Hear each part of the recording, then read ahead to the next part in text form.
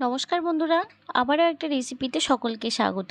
ঘরে যদি একটা ডিম ও পেঁয়াজ থাকে তাহলে সন্ধ্যা স্ন্যাক্স হিসেবে বা বাড়িতে হঠাৎ করে কেউ এলে চটপট এই রেসিপিটি বানিয়ে দেওয়া যেতে পারে। তাহলে দেরি না করে চলো এবার রেসিপিটা চটপট দেখে নাও।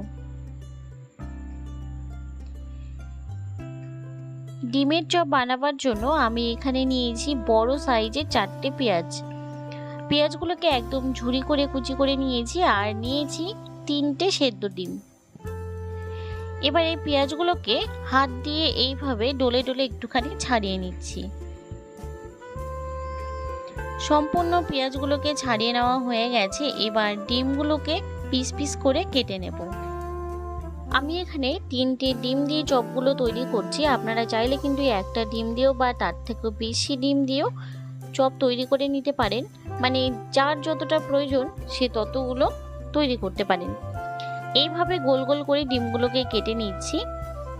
সম্পূর্ণ ডিম কেটে নেওয়া হয়ে গেলে এবার পেঁয়াজের মধ্যে দিয়ে দিলাম হাফ কাপ পরিমাণ চালের গুঁড়ো, দিয়ে দিচ্ছি 3 টেবিল চামচ পরিমাণ বেসন।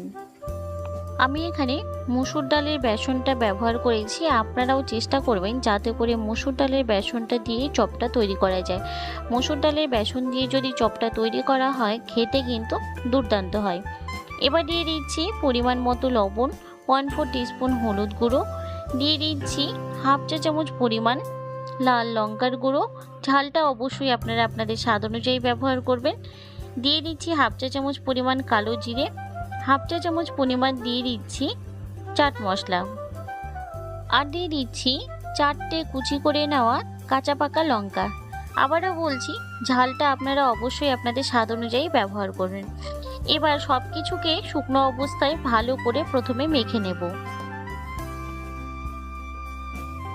সব কিছু শুকনো অবস্থায় ভালো করে মেখে নিয়েছি। এবার অল্প অল্প জল দিয়ে এটা আবারও ভালো করে মেখে নেব। প্রথমেই খুব বেশি জল দিয়ে মাখবেন না, তাহলে কিন্তু এটা পাতলা হয়ে যাওয়ার সম্ভাবনা থাকতে পারে।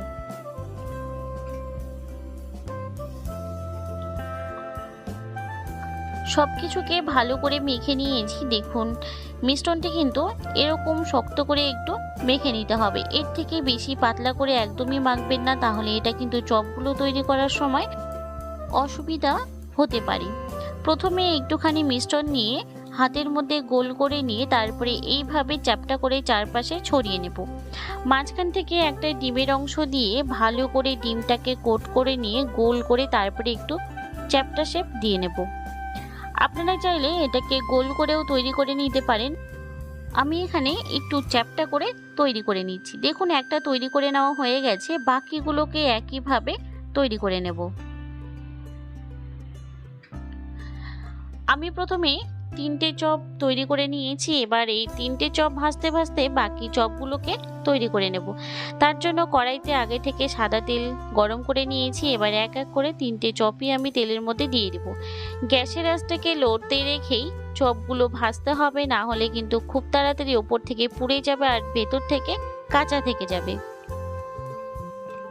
চপগুলো দিয়ে 1 থেকে 2 মিনিট পর এবার উল্টে দিচ্ছি, যাতে করে অপর পাশটাও একইভাবে লালচে করে ভাজা হয়।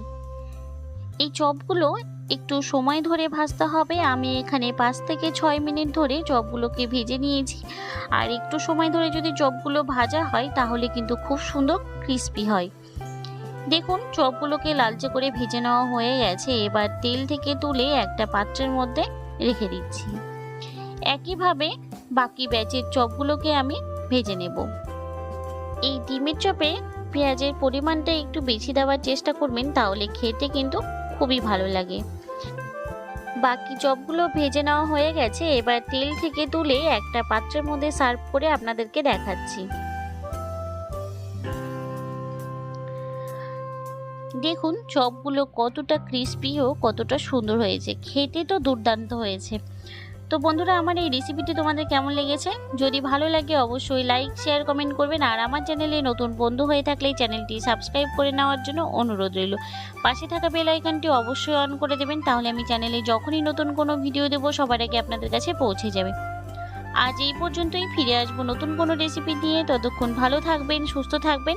ধন্যবাদ।